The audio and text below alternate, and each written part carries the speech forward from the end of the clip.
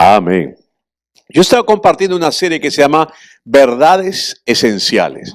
Ustedes dirán, ¿por qué? Porque acá en la congregación hay gente que tiene mucho tiempo conmigo, ¿no? Casi desde la resurrección, y hay otra gente que ha ido, ha ido viniendo. Entonces, algunos, yo vengo predicando el Evangelio de la Gracia desde el 2011 radicalmente, entonces he dejado algunas cosas que en realidad yo tomaba como tácitas, por decirlo así, que ya la gente sabía, pero como hay gente nueva, ¿no? Entonces he querido, más que yo, ¿no? El Espíritu Santo me puso en realidad que compartiese acerca de esto, y he compartido acerca de cosas fundamentales como el amor de Dios. Todos tienen que tener claro que Dios los ama, no por lo que tú hagas, sino por lo que Jesús hizo, que es un amor incondicional, inalterable. No hay nada que tú puedas hacer que haga que Dios te deje de amar. ¿Cuánto se goza? Y esa es una cosa fundamental. Otra es he estado hablando acerca de la gracia de Dios, que todo es por gracia, es todo por lo que Jesús hizo por nosotros. No, tú no tienes que añadir nada, no es Jesús más algo más, Jesús más mi obra, no. Todo es por gracia, Él lo hizo absolutamente todo. Que la gracia signifique que tú vas a vivir en libertinaje, vas a hacer distintas cosas, puedes hacerlas, pero el apóstol Pablo dice, no te convienen. O sea, la relación vertical con Dios y tuya no va a cambiar debido a la gracia, porque ya hemos sido perdonados de todo. Y ahí vamos a entrar al siguiente punto, que compartí que hemos sido justificados, tú eres justo. Pero tu relación horizontal con los otros seres humanos vas a dañar, vas a causar problemas, y tú mismo te vas a causar problemas. No es que Dios te castigue. ¿Me dejo entender o no? Antes se enseñaba, si te pasa tal cosa, Dios te está castigando, algo habrás hecho, has abierto puertas. Proverbio 26 dice que la maldición, así como la golondrina en su volar, ¿no? Esto, no sé qué, la maldición no viene sin causa. Y mezclaban los pactos, pues. Mezclaban el antiguo pacto con el nuevo pacto y tenían un sancochado. Entonces tú pensabas, sí, no recibes porque has pecado y la mano de Jehová se ha cortado para hacer milagros. Ya ese pacto es obsoleto, ha sido eliminado por completo. Así. Entonces no hay que cumplir los 10 mandamientos. Esos mandamientos ya los cumplió Cristo por ti, pero aparte de eso, el Espíritu de Dios está en ti. Y la Biblia dice que el cumplimiento de la ley es el amor. Si yo amo al hermano Carlos, no le voy a robar, pues. ¿Estamos o no? Si yo amo a Vilma, no le voy a mentir. ¿Estamos o no? Si yo amo a Manuel, aunque han estado faltando, no lo voy a matar. ¿Estamos o no? Entonces, ya no es en tablas exteriores, sino que el Espíritu Santo está dentro de ti. Él te guía, Él te dirige. El Espíritu de vida en Cristo Jesús nos guía. Amén. Él te va a mostrar. Yo no tengo que mostrar. Tú sabes cuando haces algo que no va de acuerdo a lo que el Señor quiere o a tu propia naturaleza, tú lo sientes. ¿Sí o no? O sea, traten de odiar a alguien. Acá tal vez en su cabeza podrán, pero acá en su corazón no pueden. Por eso es que el Señor Jesús dijo que oremos por los que nos persiguen, por los que nos hagan daño. Pero cuando tú oras con ellos, tú no vas a poder desarrollar una animalversión contra nadie, pues. ¿Ven? Entonces, nuestra naturaleza, si tú has nacido de nuevo, tú vas a vivir conforme a tu naturaleza. ¿No? O sea, el dicho que la cabra siempre tira para el monte, bueno, ahora esa naturaleza que tú tienes siempre tira para Dios, no para otras cosas. Ahora, eso no significa que no podamos fallar y que seamos perfectos. Vamos a fallar. Si tú piensas que no vas a fallar, vas a fallar. O sea, tal vez nunca lleguemos a ser lo que debiéramos ser, ¿no? Y lo que tú piensas que debiera ser o lo que tú te exiges que debiera ser, pero aún así Dios te ama y su gracia opera en tu vida. Lo tercero que hablé es acerca de la justificación. Tú y yo hemos sido justificados gratuitamente por su sangre. Dice la Biblia en Romanos el capítulo 3 que Dios estaba en Cristo pasando por alto los pecados pasados para que Cristo sea el que justifica al que es de la fe de Jesús. En Corintios dice que Dios estaba en Cristo reconciliando consigo al mundo, no tomándoles en cuenta a los hombres sus pecados. Y es más que somos embajadores que roguemos al mundo que se reconcilie con Dios, no que Dios se reconcilie con el mundo. Ya Dios se reconcilió con el mundo a través de la obra de Cristo. Yo no sé por qué hay tanta fijación en predicadores con el pecado, el pecado, el pecado, el pecado. Ya para Dios no es un problema el asunto del pecado, salvo el hecho de que Él te ama a ti y tú eres su hijo o su hija, y si vives una vida de pecado, una vida que no va conforme a lo que Dios dice en su palabra, la palabra claramente dice que en Romanos el capítulo 6, el verso 23, la paga o el resultado del pecado es la muerte. No en tu relación con Dios. Sí, tu corazón se va a endurecer, pero Él no va a dejar de amarte ni vas a perder la salvación, pero vas a cargar las consecuencias de tus propios actos. Tú y tal vez la gente alrededor tuya que esté cerca a ti. ¿Me dejo entender o no? El apóstol Pablo por eso dice que nuestra libertad no que sea causa de libertinaje. Y también Tito dice que la gracia de Dios, y se refiere a Jesús, nos enseña a vivir sobriamente, correctamente, piadosamente. Así que el que diga que está en la gracia y viva una vida desordenada o haga esto, aquello, lo otro, no ha entendido la gracia. Porque la verdadera gracia te hace vivir más cerca de Dios, te hace vivir estando más enamorado de Jesús, te hace darte cuenta cuán valioso fue su sacrificio, su muerte y su resurrección por nosotros. ¿Cuántos pueden decir amén? Entonces, la gracia no es abogar. Algunos dicen, hablar demasiado de amor no hay que hablar tanto de amor, es un exceso. ¿Qué dice la Biblia de quién es amor? No los oigo. ¿Hablar de Dios es hablar en exceso? No. Si Dios es amor, tú hablas de amor. Aleluya. Y Él nos ama y tú debes saber eso. Y la gracia. Y hemos sido justificados. Hablaba el otro día con una persona y le estaba hablando acerca de la justificación y me decía, sí. Yo le preguntaba, ¿tú has hecho algo para ser justo? Y me decía, creer. Leo, ok. Pero la Biblia dice que por gracia sois salvos por medio de la fe y esto no es de vosotros porque es un don de Dios. O sea, ni siquiera la fe con la cual tú creíste era tuya o partió de ti. Te fue dada en ese momento para responder a la predicación. Es así. Entonces, si tú no has hecho nada para ser justificado o justificada, tú no puedes hacer nada para dejar de serlo. ¿Estamos o no? Puede que no estés viviendo correctamente, puede todo, pero tú sigues siendo justo ante los ojos de Dios. ¿Por qué? Porque así le ha placido Él. Él se hizo pecado por nosotros para que nosotros fuésemos justicia de Dios en Él. Ahora, cuanto más tú tienes comunión con Dios y más estás en la palabra, tú vas a ir descubriendo más de tu propia naturaleza. Porque ¿cuántos de ustedes no me levanten la mano? No se delaten.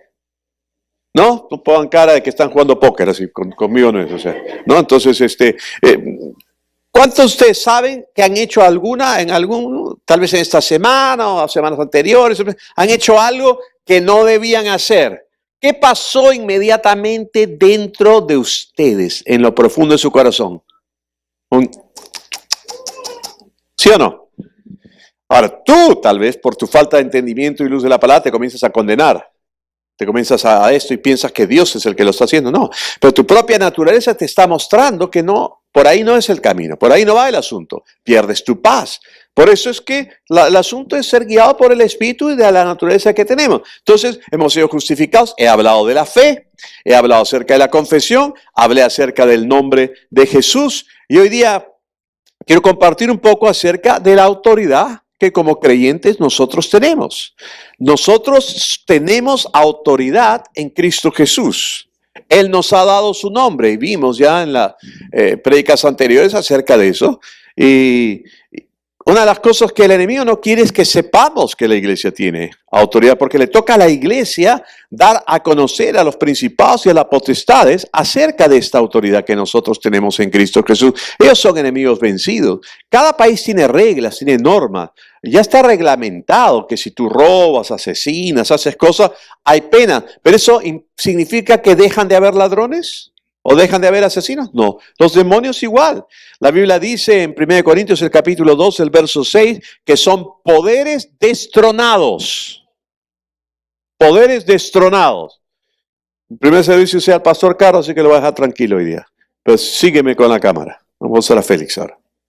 ¿No? Digamos que Félix es un principado y una potestad. Es una hipótesis, o sea, es un ejemplo nada más, ¿no?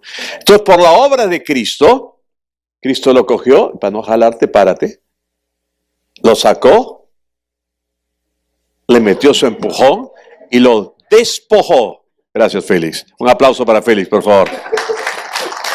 No es ningún principado, nada, no es un hermano en Cristo. Pero ¿a qué voy? Esa silla quedó vacía, ese trono quedó vacío. ¿Estamos o no? La Biblia en el literal griego dice que son poderes destronados que rigen este mundo. O sea, ellos regían este mundo, pero ahora son poderes destronados porque Cristo Jesús en la obra que hizo en la cruz les quitó todo poder por completo. Ahora veamos lo que dice Efesios el capítulo 3, el verso 8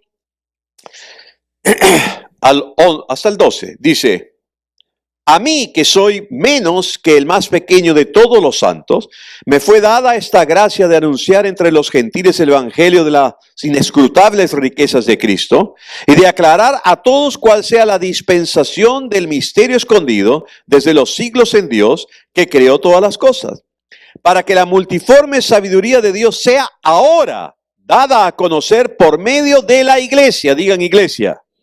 ¿Y quiénes son la iglesia? Nosotros. Ustedes saben que la palabra eclesía, de donde viene la palabra iglesia en el griego, sí significa los llamados fuera, pero también era un término de gobierno, era un término de congreso, donde se regían cosas, ¿no? Es más, el término apóstol, ¿no? Que también es usado, es un término griego que significa enviado, pero los romanos lo usaban, por eso, y lo vuelvo a repetir, nosotros tenemos que tener un estudio histórico, gramatical y de relevancia a los oyentes y tener un estudio en la interpretación de la Biblia de exégesis. ¿Qué significa eso? El texto mismo te arroja la respuesta y a través de otros textos y te pones en el contexto histórico, gramatical, de relevancia a los oyentes. Y no de eisegesis, que es tu punto de vista del 2019, lees un pasaje y desde tu perspectiva del 2019, esto dice, significa tal o cual cosa. Por eso es que muchos sacan versículos fuera de lugar e inventan una doctrina o hablan una idiotez. Hola. Gracias por su entusiasmo. Un texto fuera de contexto es un buen pretexto, pero nunca una doctrina. No puedes construir una doctrina sobre algo. La vez pasada, y no voy a entrar a eso, pero la vez pasada hablé algo de tatuajes y me salió una prima de Moisés ahí que hablaba por un solo versículo en Levítico. Y es que hablaba que no se hagan marcas o esto en su cuerpo, porque en ese entonces se marcaban por sus dioses. ¿Me dejo entender o no? Si usted quiere hacer un tatuaje ahora, y yo puse que me iba a hacer un tatuaje, ¿no? En algún momento ya le puso, lo filma, pongo un tatuaje. No, pastor, no se haga, no, que esto que el otro. No, es mi cuerpo, hago lo que me da la gana con él. ¿Me dejo entender o no? Dustin se ha hecho sus tatuajes y otro. Y Dustin se ha hecho uno radical, el último. Ese es como para que se escandalice medio mundo, porque Dios ama a todos. Hola. ¿No? Entonces, y lo ha hecho a propósito, para que cuando se lo vean, ¿no? A mí me provoca hacerme uno acá que, como una frase de Joaquín Sabina, hay que ser feliz aunque sea, pero bueno, no lo voy a hacer. Pero no, cuando tanto te provoca tú también poner ahí en el brazo eso, ¿no? Entonces, el hecho es que no puedes sacar un texto, excepto una doctrina al respecto. Con la vez pasada hablaba con no sé quién y me dice, y lo han cremado. ¿No? O sea, como que no lo enterraron pues en tierrita, lo han cremado. Porque hay un versículo en el Antiguo Testamento hablando de un rey que era un desgraciado, que no paró hasta quemarlos y consumirlos y calcinar hasta sus huesos. Y de ahí han construido una doctrina que uno no puede ser sepultado o si alguien se muere, lo cremen. ¿Me dejo entender o no? De ahí van saliendo la eisegesis, pues. Bueno, volviendo al hecho acá de ver lo que habla este pasaje, nosotros tenemos que entender que desde el punto de vista de Dios y lo que Él hizo, estos ya son poderes destronados, no tienen nada que hacer con nosotros. Y este pasaje dice acá claramente que la iglesia es el grupo de gobierno, somos un grupo de gobierno para poder implantar las cosas del reino en esta tierra. La palabra apóstol fue usada por el ejército romano y los romanos eran unos desgraciados en esa época. ¿Estamos de acuerdo o no?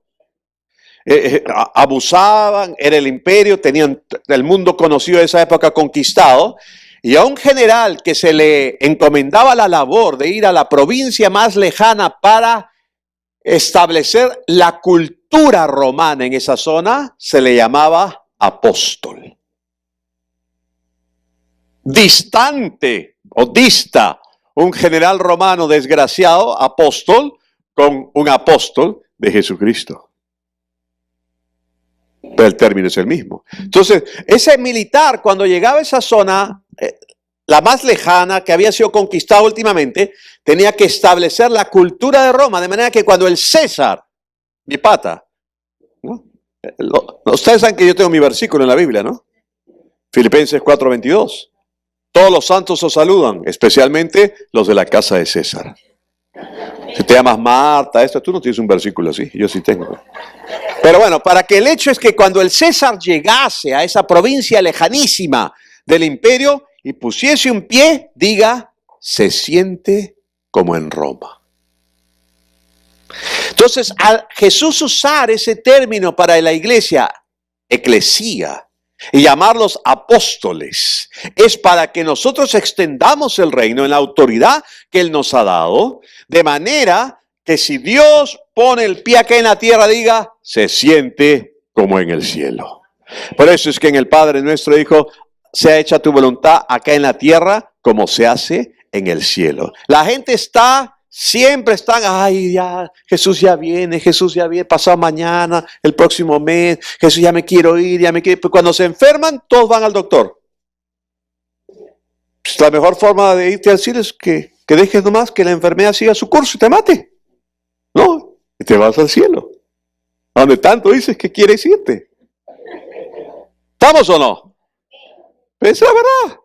¿No? Entonces, pero Dios está interesado más bien que el cielo baje a la tierra y que nosotros extendamos. Entonces acá dice que le ha dado a la iglesia, vuelvo al verso 10, para que la multiforme sabiduría de Dios sea ahora dada a conocer por medio de la iglesia a los principados y potestades en los lugares celestiales, conforme al propósito eterno que hizo en Cristo Jesús nuestro Señor, en quien tenemos seguridad y acceso con confianza por medio de la fe en Él. Ahora dice, miren lo que dice acá, dice, conforme al propósito eterno. Fue un propósito eterno. En Efesios, el capítulo 1, el verso 4 dice,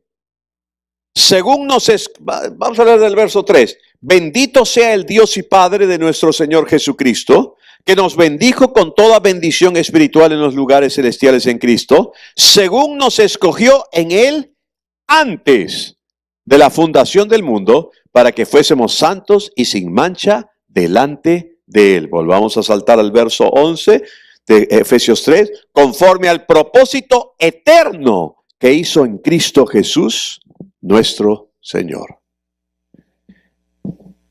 En un pasado eterno, Dios el Padre y el Verbo acordaron algo. ¿Ok? Y el Espíritu Santo. Crearían al hombre, porque la pregunta es siempre la misma, ¿no? Si Dios lo sabe todo, ¿por qué hizo al hombre si sabía que el hombre iba a pecar? Te aseguro que tú te la has hecho también. ¿No? Ahora se pueden hacer así. ¿Por qué? Porque en un pasado eterno, ya el Padre, el Verbo, Cristo, habían acordado lo que iba a ocurrir. Y por eso es que en Pedro le llama el Cordero de Dios, y en Apocalipsis, inmolado desde antes de la fundación del mundo. Ya sabía. Y en este nuevo pacto, y por eso es que el pacto abrámico sigue en vigencia, se unió con el pacto. Jesús cumplió el pacto abrámico y el pacto con David, que nunca dejaría de haber alguien en el trono de descendiente de David, y que el tabernáculo de David sería restaurado. ¿Y por qué está hablando esto con la autoridad del creyente? Para establecer ciertas bases, para que ustedes entiendan. ¿Qué era el tabernáculo de David? De estar bailando con banderas y que los chiquitos pasen acá adelante, o las mujeres se vistan con faldones y comiencen a cantar remolineando y vainas de esa vaina. No, el tabernáculo de David consistía en que él tenía el arca y era un tabernáculo abierto a diferencia del otro, y que venían judíos y gentiles a adorar a Dios y no les pasaba nada. Es más, David llegaba a dormir al lado del tabernáculo y no le pasaba nada, mientras que los otros, si lo tocaban, ¡pum!, caían muertos. ¿Te acuerdas o no? Y Jesús cumplió eso. Lo de Abraham y esto. ¿Se acuerdan cuando hace el pacto con Abraham y le dice que ponga los pedazos de los animales y esto alrededor? Y Abraham cae en un profundo sueño y el fuego de Dios viene y consume los sacrificios y hace ese pacto con él, un pacto eterno. ¿Y Abraham qué estaba haciendo? Durmiendo. ¿Por qué? Porque mostraba que el hombre no tenía nada que ver en el asunto, sino era un pacto entre el Padre, el Verbo, ahora Cristo.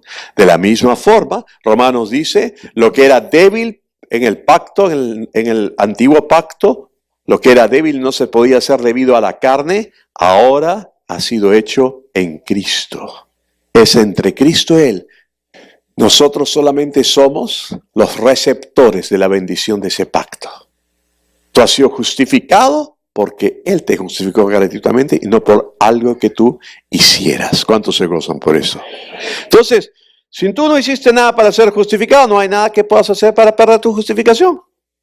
Porque es solamente por Él. Pero a la iglesia le toca dar a conocer, ¿no? Conforme al propósito eterno que hizo en Cristo Jesús, Señor nuestro.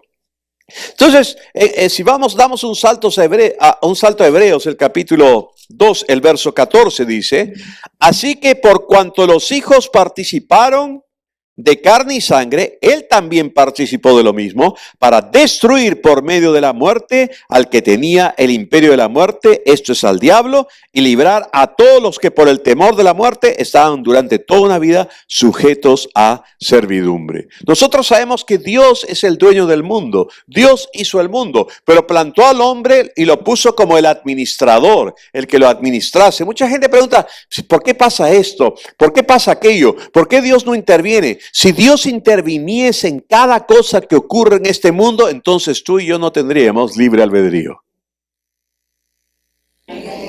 ¿No? Como uno que se decía a sí mismo ateo y le estaba preguntando a un predicador famoso que es un apologista, o sea, hace defensa de la fe, que se llama Ravi Zacharias. Si no lo conocen, síganlo en YouTube. Hay traducciones, pero es fenomenal el tipo, Ravi Zacharias. Entonces este le decía, y va a las universidades, a diferentes lugares, y le decía, ¿por qué ustedes los cristianos asumen que un ateo no pueda tener cierta ética o cierta moral o se pueda vivir una vida correcta? Entonces él escuchó, le dijo, dime, ¿tú cuando sales de tu casa la cierras con llave?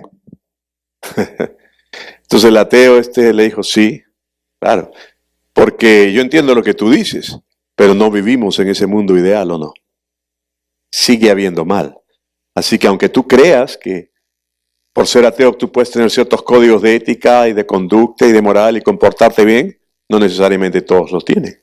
Entonces hay el mal en este mundo, hay cosas que pasan. Y si Dios va a intervenir en cada momento en lo que ocurre, entonces va a estar violando el propio principio que Él estableció de darnos la libertad a nosotros. Ahora, el hombre fue el administrador, y cuando Jesús es tentado por el diablo, le dice, todos los reinos de este mundo a mí me han sido dados y a quien quiero los doy.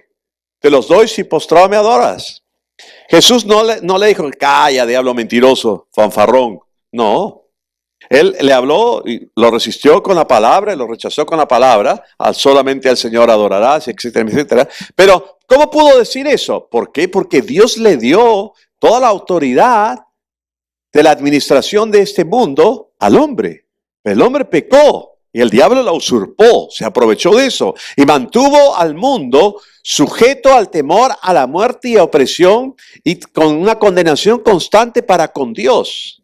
Pero el diablo no es el dueño no era el dueño del planeta, Dios es el dueño del planeta. La Biblia dice que Dios es el dueño del mundo y su plenitud y de los animales en los millares de collados. El planeta es de él. Por eso cuando hace años atrás, cuando la gente decía, había la Guerra Fría, algunos de ustedes son unas criaturas que no saben de lo que estoy hablando, pero la Guerra Fría entre que en algún momento un loco americano, ¡pum!, iba a presionar el botón y las ojivas nucleares iban a ir a Rusia, entonces el ruso al ver eso iba a machucar el botón también y de pronto iba a explosionar todo y después eso iba a producir un efecto de invernadero que tanto iba a ser la cuestión que la polvareda, toda la vaina que iba a pasar, iba a ocultar los rayos del sol por tanto tiempo de la tierra que toda la vegetación se iba a morir. Si es que no morían por la radiación antes, la vegetación iba a morir porque no podían hacer fotosíntesis, porque los rayos del sol no iban a pasar,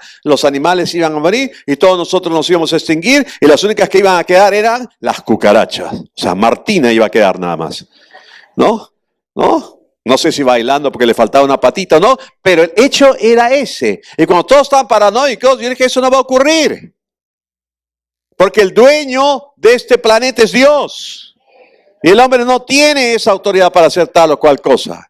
Así que tampoco estén paranoicos por Trump, que vaya a tener el dedo ligero, ¿no? O el norcoreano gordito, que ya es la tercera generación, ¿no? O Putin, que es otro dictador, elegido, pero dictador al fin, ¿no? No se preocupen. El reino se va a extender, gloria a Dios. Este mundo no se va a acabar. Yo los veo bien abrigaditos a ustedes esta mañana. ¿Por qué? Porque hace frío.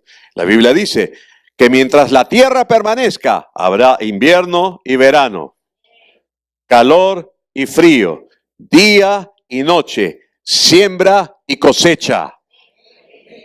La tierra permanece porque los veo abrigaditos. Yo también, ¿sí o no? Ahora no me he quitado la casaca. ¿No? Gracias a Dios esperemos pues que como el Senami siempre se equivoca, también se equivoque acerca de los 11 grados, ¿no? Que dice que para este domingo ya deberíamos tener 11 grados, ¿no? Bueno, el hecho es que es la iglesia la que debe dar a conocer. Y Jesús dice acá claramente que Él participó de todo esto. Entonces la iglesia tiene la autoridad y dice que se le dio la administración del misterio escondido desde el principio, volviendo a Efesios, el capítulo 3. Ese misterio escondido, ¿cuál es? Es Colosenses 1:27. Cristo en nosotros, la esperanza de gloria. Él está en nosotros. La iglesia no es una iglesia divilucha que está esperando y deseando, ven Dios de una vez, sácanos de acá, llévanos.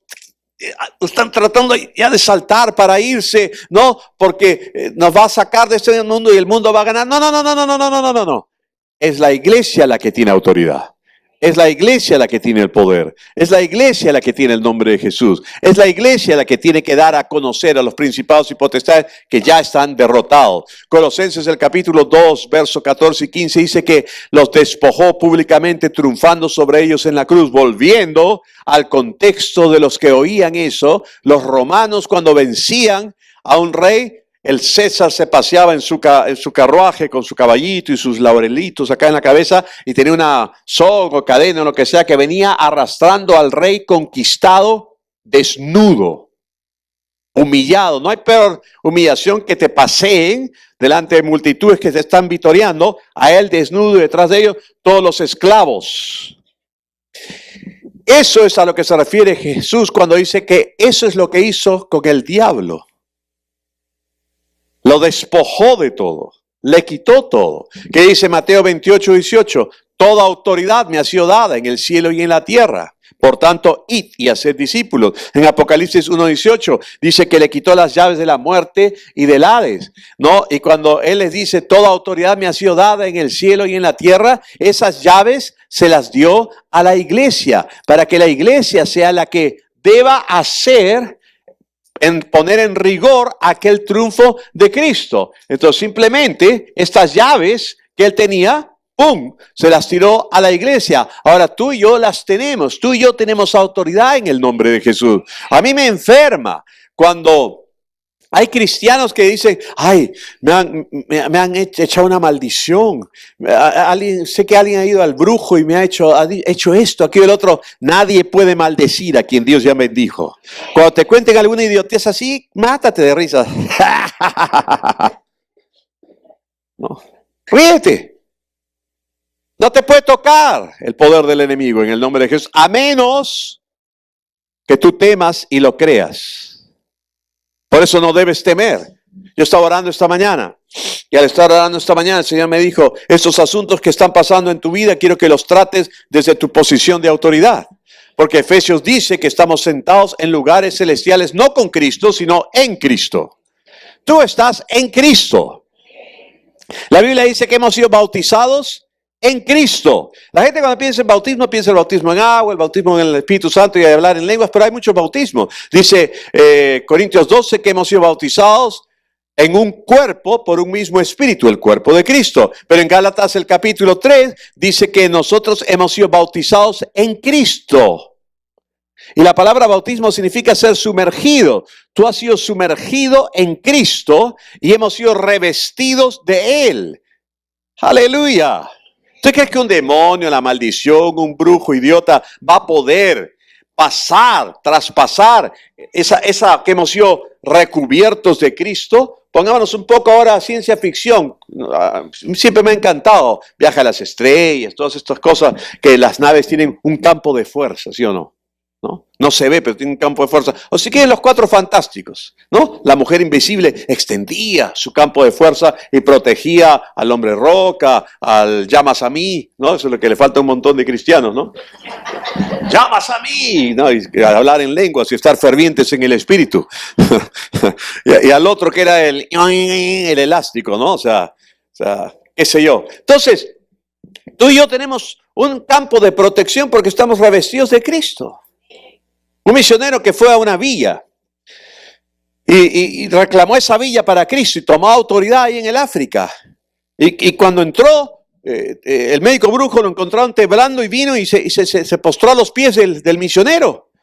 Y toda la tribu se quedó impactada porque le hacían caso a él, ¿no? Y todos se entregaron a Cristo. ¿Y qué pasó? Que cuando el misionero se estaba acercando y reclamó la villa para Cristo, los demonios, el brujo vio a los demonios grandes y chiquitos todos alinearse y huir despavoridos porque dijeron, han reclamado esta villa para Cristo. T.L. Osborne, un tremendo hombre de Dios que ya está en la presencia de Dios, tuve la oportunidad de hablar 1 hora y media con él en su casa. Cuando tú hablas con un hombre de Dios, tú no hablas, tú haces preguntas. ¿No? Y dejas que se entusiasme. Y cuando está entusiasmado, le haces más preguntas. Para que hable y suelte y tú aprendes. ¿Me dejo entender o no? La bendición. Él fue y un médico brujo vino con una vara y la garra de un mandril en la punta y le dijo que si iba a esa zona lo iba a maldecir y lo iba a tocar. Y T.L. Osborne le dijo, ni se te ocurra acercarte con eso a mí porque te va a ir mal en el nombre de Jesús. Entonces el médico brujo embistió contra él. 3 metros antes de que llegara donde T.L. Osborne estaba, salió volando, expulsado. Una fuerza que no se vio. ¡Bum! Salió volando. El tipo se paró y se fue corriendo. William Branham, un tremendo predicador, que fluía en los dones del Espíritu Santo de una forma impresionante. Impresionante. Se desvió porque quería ser maestro, enseñó ciertas onceras, pero él realmente era llamado a ser evangelista. Pero cuando él fluía en el don de palabra de conocimiento, iba a una ciudad, a una campaña, qué sé yo, y en esa campaña decía, acá hay una persona que le han diagnosticado cáncer al pulmón izquierdo, le han dado tantos meses de vida, su doctor se llama tal y tiene su consultorio en la calle número tal. ¿Acaso el tipo había mandado a gente para averiguar todos los consultorios y dónde atendían? No, ni siquiera había pasado antes por esa ciudad. ¿Para qué hacía eso Dios? Para inspirar a la persona que estaba enferma a que sepa que Dios sabía. Y si Dios sabía, Dios lo quería sanar. ¿Quién es esa persona? Y pasaba, le imponía manos y ¡bum! Caía bajo el poder de Dios completamente sano. En una oportunidad había tenido una amenaza. Habían desplegado policías y todo porque un loco había dicho que no quería que vaya a su ciudad y lo iba a matar. No sé cómo se escabulló, se subió por las escaleras a la plataforma con el arma. Él se volvió y le dijo, te ato en el nombre de Jesús todos los demonios que te oprimen.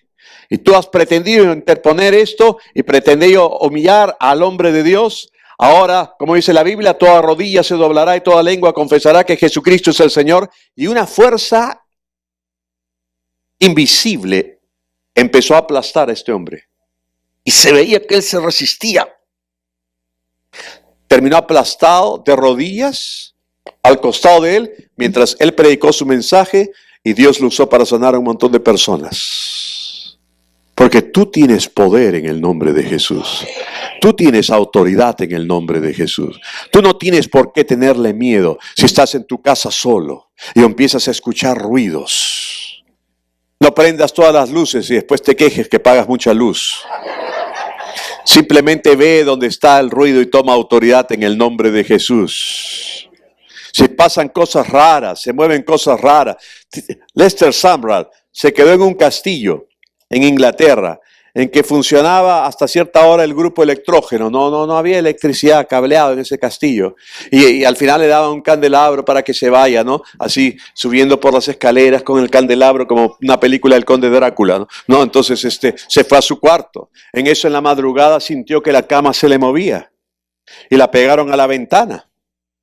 Y se abrió y vio que era el diablo, ¿no? Miró esto, tomó autoridad en el nombre de Jesús y le dijo, vete de acá, diablo, en el nombre de Jesús. Y después dijo, no, pero antes de que te vayas, me vuelves a poner la cama donde estaba en el nombre de Jesús. Se dio media vuelta y se echó a dormir. Cuando amaneció, la cama estaba en el mismo lugar donde él se había acostado la noche anterior. Ay, pero es que ellos son hombres de Dios, es que para usted es fácil, porque usted ha chambeado en esta vaina toda una vida, está acostumbrado, pero yo no. Deja de hacerte la víctima. La Biblia dice que tú y yo somos parte de la familia de Dios. Tú y yo tenemos el mismo nombre, aleluya. Tú puede que tengas todos los diferentes apellidos acá variados, pero nosotros somos Carlos Cristo, Vilma Cristo, Manuel Cristo, Antu Cristo, Félix Cristo, Jorgito Cristo también, ¿no? Entonces todos tenemos el mismo apellido, Cristo. Aleluya. Tenemos el nombre que dice Juan 1:12, porque a todos los que le recibieron y creyeron en su nombre les dio el derecho de ser hechos hijos de Dios. Aleluya. Y si tú eres un hijo o una hija de Dios, tú tienes ese nombre que está sobre todo nombre. Amén. Y a pesar del nombre, tengo que callarme ya. Porque ya sonó esto hace rato y tenemos Santa Cena. Pero entiendan eso, no tengan miedo. Tomen autoridad. Tomen autoridad sobre la situación que está pasando en nuestro país. Tomen autoridad contra ideologías perversas que van en contra del beneficio de la nación. Tomen autoridad en el nombre de Jesús para que todo corrupto caiga en el nombre de Jesús. Así sea el presidente actual, porque le han archivado casos. Todos caigan en el nombre de Jesús. Todos los que están metidos en esto, que Dios haga milagros como se clamó y se oró en la época del terrorismo. Y Dios nos libró de eso. Igual clamemos por un Perú nuevo en el nombre de Jesús. Por un país distinto, por una nación distinta. Amén. Oremos y tomemos autoridad contra toda opresión que esté afectando a nuestros hermanos en Cristo, afectándolos en sus finanzas, afectándolos en su salud, afectándolos en situaciones en sus hogares, lo que sea que ocurra, que cause que falten y no se congreguen. No, pastor, lo que pasa es, no puedo, yo lo veo en YouTube. Gloria a Dios por YouTube. Pero si tienes hambre, a ver, pon un canal de comida, pues, en YouTube, a ver si te va a llenar la panza. No, tienes que congregarte, tienes que estar acá con nosotros, tienes que dejar que el Espíritu Santo te ministre. Amén. Gloria a Dios. Vamos a orar. Padre, te damos gracias por tu palabra, te damos gracias por ese nombre que está sobre todo nombre, por el nombre de Jesús. Y si tú no lo conoces, estás acá o estás viendo este video, déjame decirte, Él quiere que su nombre sea tu nombre. Él quiere que tú puedas abrir tu corazón y recibirlo como tu Señor y Salvador, de manera que Él pueda obrar en tu vida, tenga el derecho de obrar en tu vida. Si hay alguien acá, aunque todos me parecen caseritos, todos me parecen cristianos, pero de todas maneras, si hay alguien acá que aún no ha entregado su vida a Cristo Jesús, esta es su oportunidad. Yo quiero hacer una oración en general. Y si tú no has hecho esta oración antes, sé parte de esta oración. Todos la vamos a hacer en voz alta. Y si tú estás viendo este video, haz esta oración. Te aliento a que hagas esta oración. Y luego vengas a nuestras reuniones si vives acá en Lima. Repitan conmigo: Dios, reconozco mi necesidad de ti. Invoco tu nombre. Jesús, te confieso como mi Señor. Te recibo como mi Salvador. Te doy gracias porque tú vives en mí y yo soy salvo. Tengo vida eterna. Tengo el derecho a usar ese nombre. En el nombre de Jesús. Amén.